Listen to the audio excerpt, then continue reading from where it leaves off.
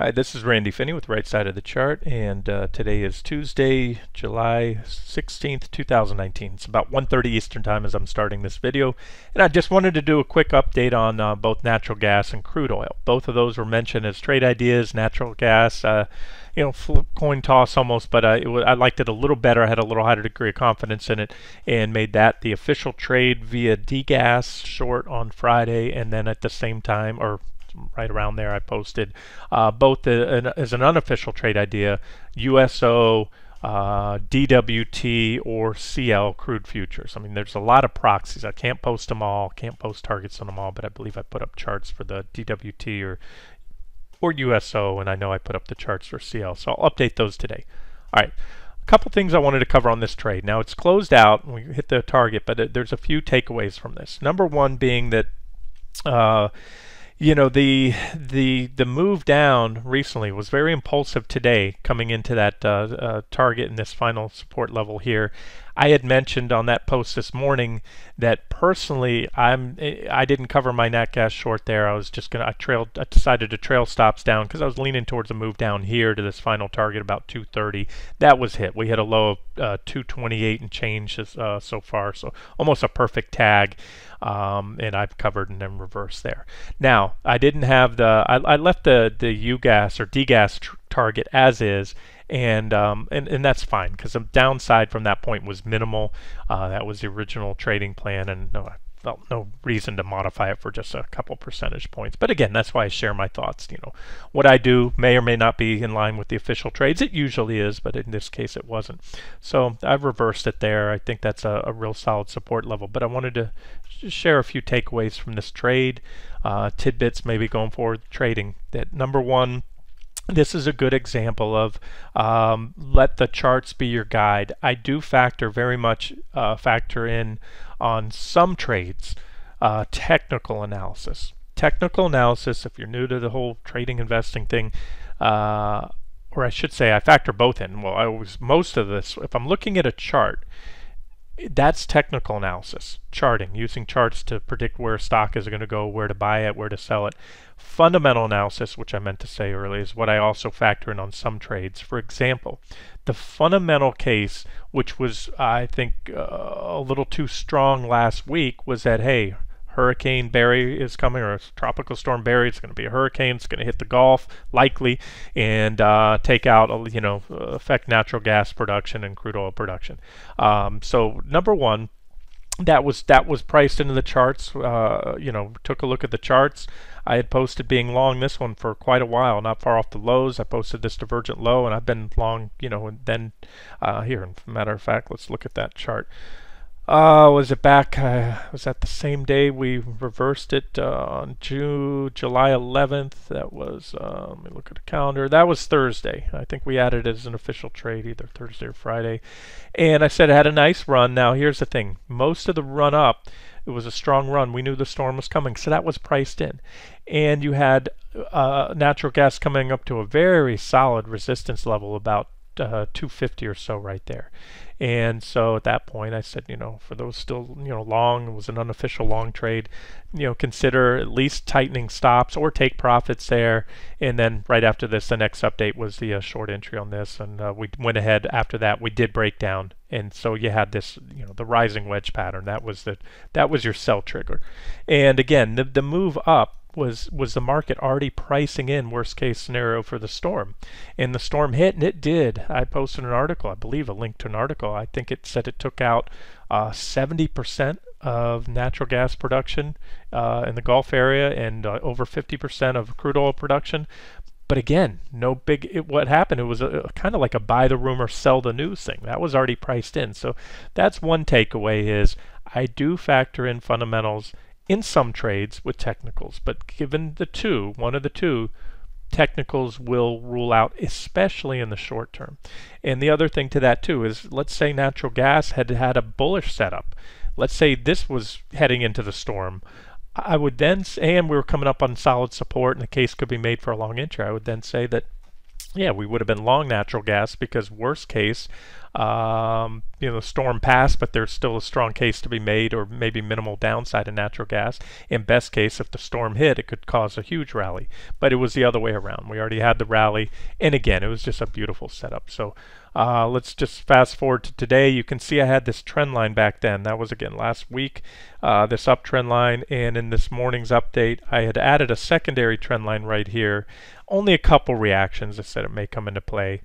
And at the time I said, I'm going to, just set trail my stops or type my stops down and then target this level here if it's hit. And that's what I did. I did that 229.50-ish level. I reversed it, so I'll go long for a bounce. But my convictions aren't high enough for an official trade. You guys do what you want, but I wanted to share a few other takeaways from charting and technical analysis, and why that I will often, especially with commodities like this, why I often post the charts of futures. I know that the majority of you listening to my voice right now don't have a futures account. You may not have the experience. There's a few other nuances. They're not super tough, but you should read up on them. You need to know that probably the biggest difference between trading futures and stocks or ETFs, other than the fact they trade, most of them will trade virtually around the clock, almost 24 hours a day throughout the week, and pick up, they shut down on Saturday and pick up again Sunday night. Other than that, is the fact that they have expiration dates, which you need to be aware of, and then you need to roll your futures contract to the next one. Again, I can't get into all that detail. You can easily do a Google search on whatever future contracts you want to trade. And then the other thing that might keep some investors from trading futures is the amounts involved. Now, ironically, you don't need a lot to trade futures, but the flip side is most of the regular contracts are pretty heavily leveraged. Nat gas isn't too bad, but when you factor in the volatility, can be probably too much for some people's taste. Each contract in NG represents about $23,000, a little more than $23,000 of natural gas.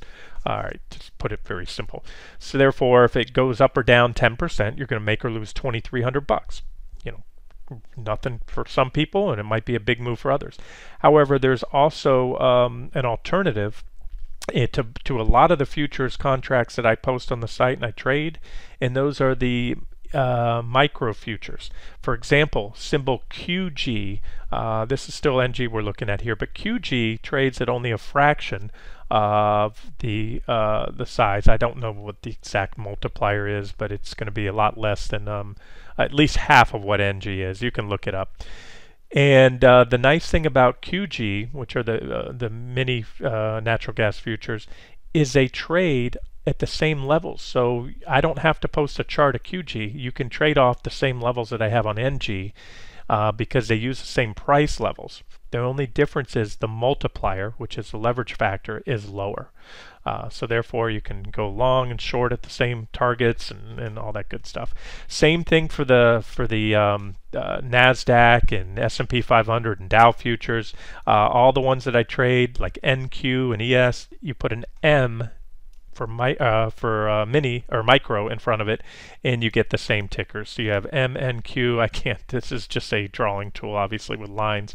So MNQ is the micro NQs, and again, they trade on the same levels with just a smaller leverage factor. I don't know it offhand in front of me, but I think it's 1/10, so 1/10 of the position size. I think a contract on NQ gives you about $160,000 or so exposure on the NASDAQ 100. So MNQ would only be about 16,000 if I'm doing that right. So that's a lot less leverage factor there, and again the same levels. So that's one takeaway I just wanted to share with you guys. Another takeaway is this: the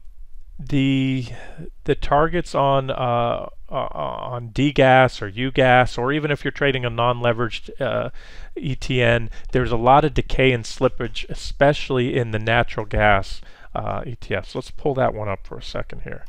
All right, so here's DGAZ. Here's our official trade proxy, because I'll always use ETNs, ETFs, or individual stocks for the official trades. Why? Because the majority of you listening to my voice may not have access to a futures account, whether it's the capital, the experience, you don't have maybe where you live, you can't trade these futures. So these are more popular traded vehicles. Now, the downside, and not so much a downside, you get in these leverage ETFs are very good for short term, and that's, in fact, that's all they're intended for, is short term trading vehicles.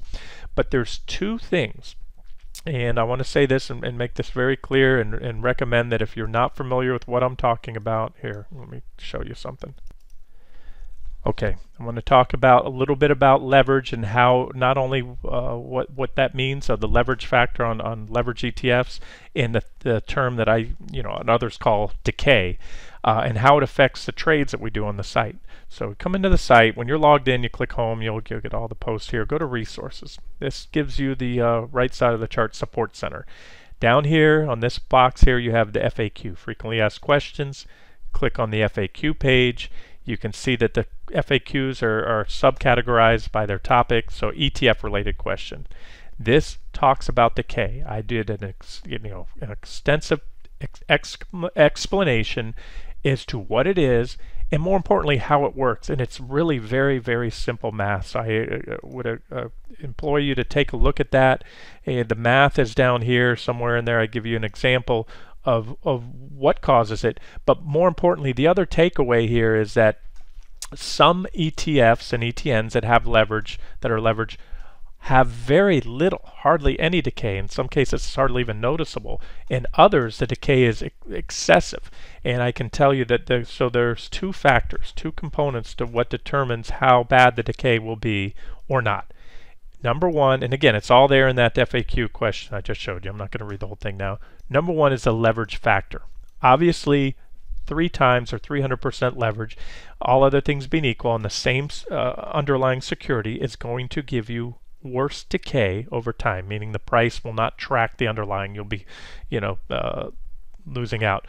I also covered in that FAQ question, sometimes this 3 times can work in your favor.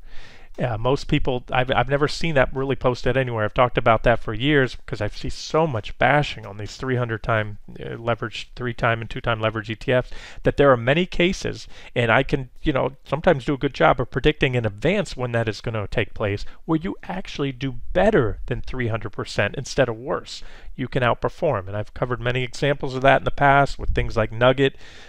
This could be one of them. You get in the right time where you have, it's basically, I'm not going to get a detailed explanation.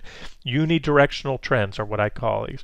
This is a mostly unidirectional trend. This is a unidirectional trend. When nat gas has a pretty straightforward rise or fall, the 3-time leverage ETNs can do better.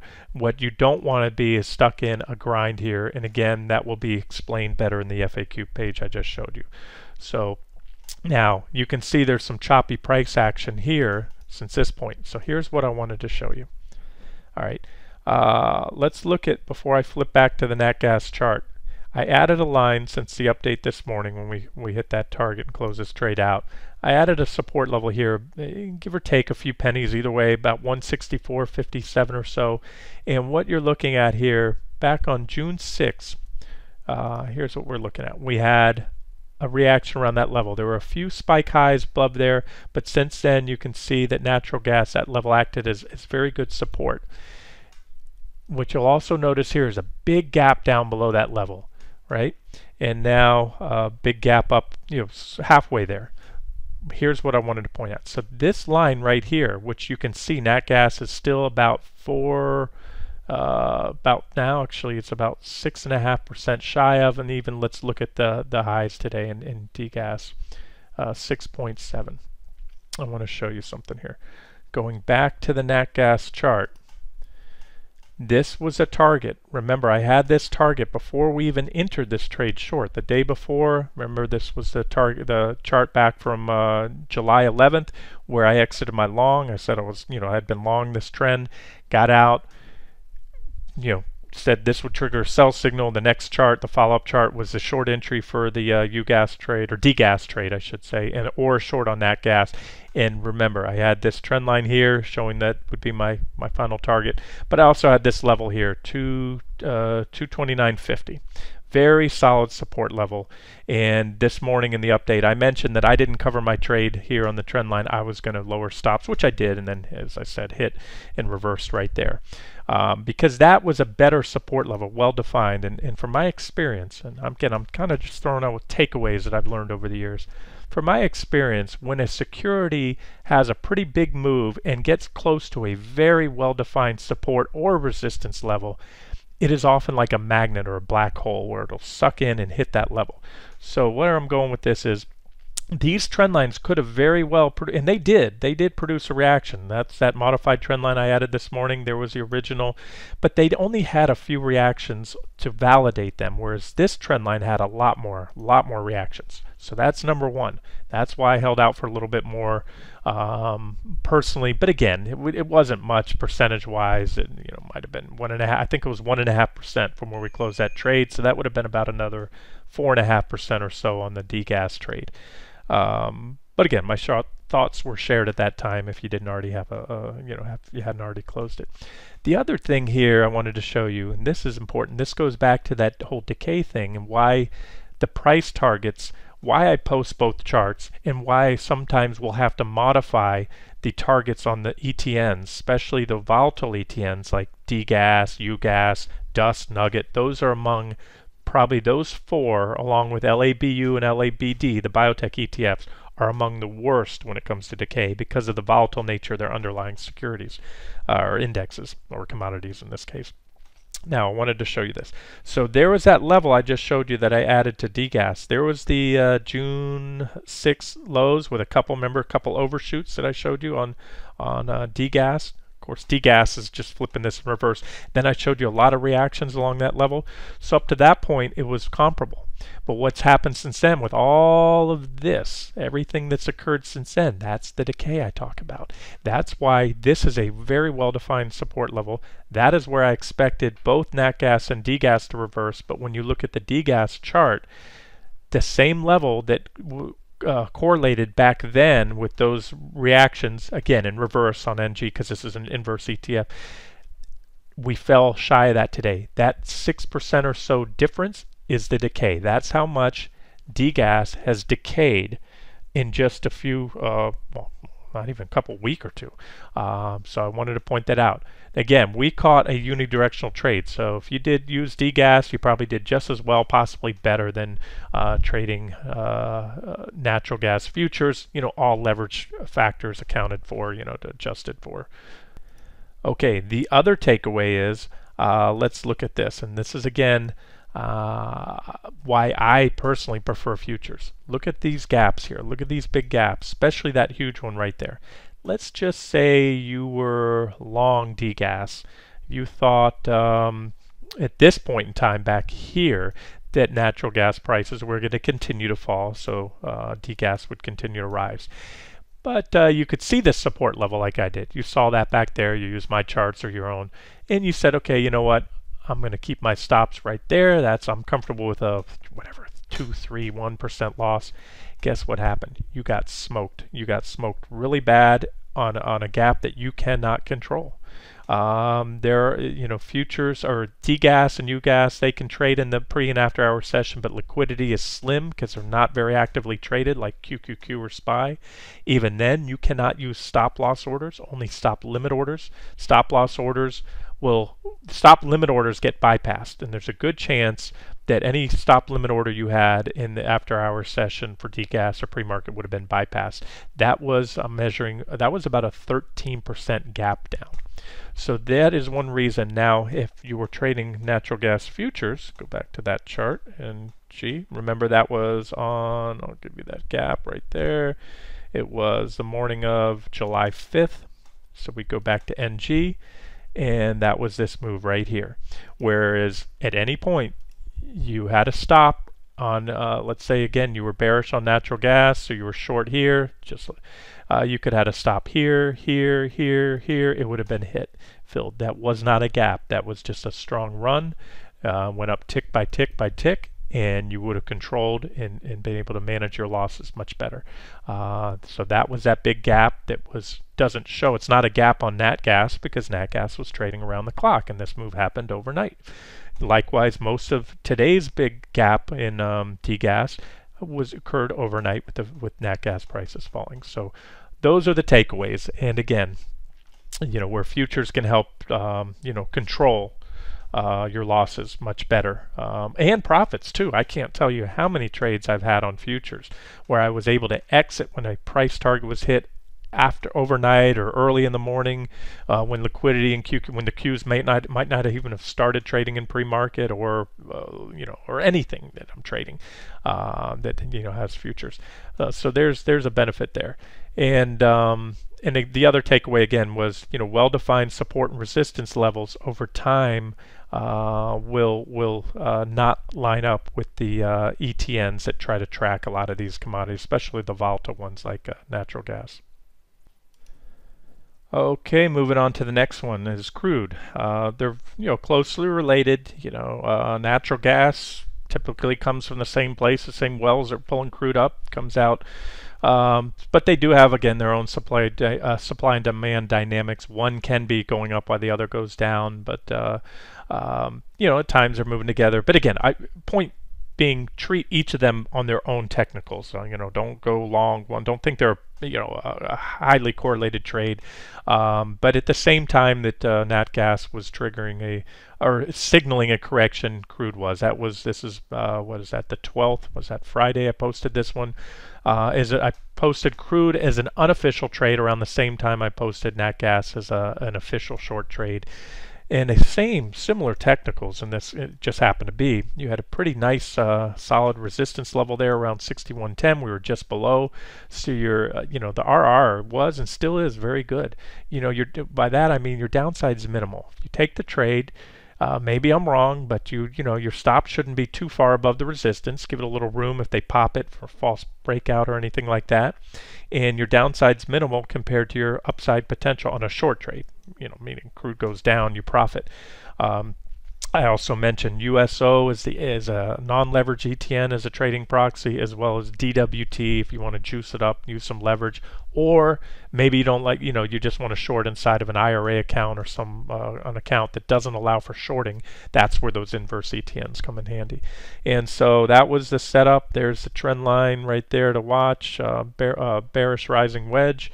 And let's fast forward and get rid of this one here. And let's see, here's a chart. Well, let's just look at it right now. Let's go to CL now. And that was it. Just like we nailed the bottom on, or the top on natural gas, same thing with crude. I think that's about as far as it will right in here. And I posted this in the trading room again today. I posted an update on CL. I added a secondary trend line here, but said we were tested. We were right at there. Crude looked ready to break down, and boom. And this is why you got to move on these. You got to track these charts. Busy day. I've been doing videos, watching the metals, the miners, the markets themselves. And but again, this was posted here in the trading room. Here we go. Just over, I guess about 2 hours ago. Said that was the chart I just showed you from last week. Here we go. We're down to the bottom of the wedge. That's go time. You get a break below there, an impulsive break. We could have kicked back tested, but either way, there's your sell signal and a break below the wedge with the next support at 58.65. And from there, bingo. Posted. There was a breakdown right there, and we undercut the 58.65 level, which means that support once broken then becomes resistance. So that was also an objective shorting area because we overshot it, bounced back to 58.65, and again that's where we're at now. So crude futures, if you trade those, every contract is a little higher. It's about $57,000, a little over that per contract, but that's good so far for the move there. It's a couple $1,000s per contract, I'm sure, at least. I'd have to measure it out in percentage terms. That's about a 4 point something percent drop. Maybe a little, about 4% drop from where we broke down today alone, and even more if you go to where it was posted. It's about a 6% drop so far in crude from where it was posted. So that'll put some pretty pennies in your pocket. And we'll look at USO real quick. But either way, now we've clearly broken down. So here's the takeaway.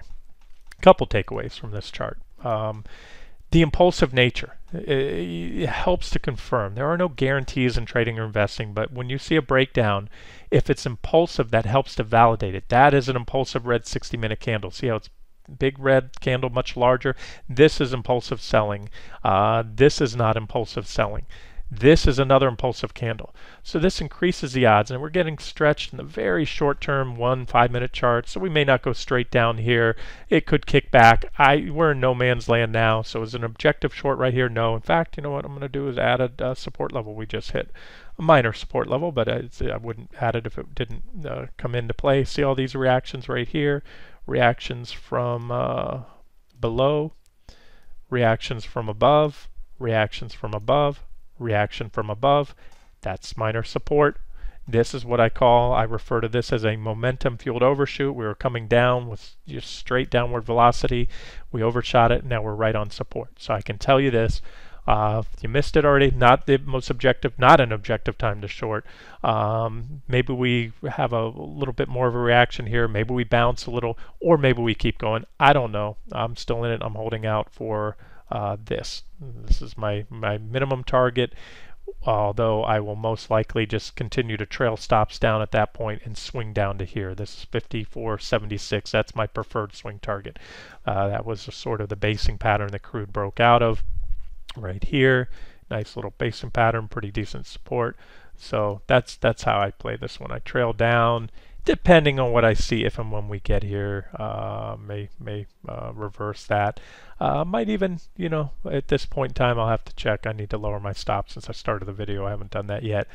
Might even reverse because we may get more of a reaction off there, but I don't see enough now. I'm just trying to paint I'm a very active trader. I'll go in and out of something like this sometimes 5-6 times a day or more on the right trade conditions, but or at other times I'll just tuck it away and swing it down.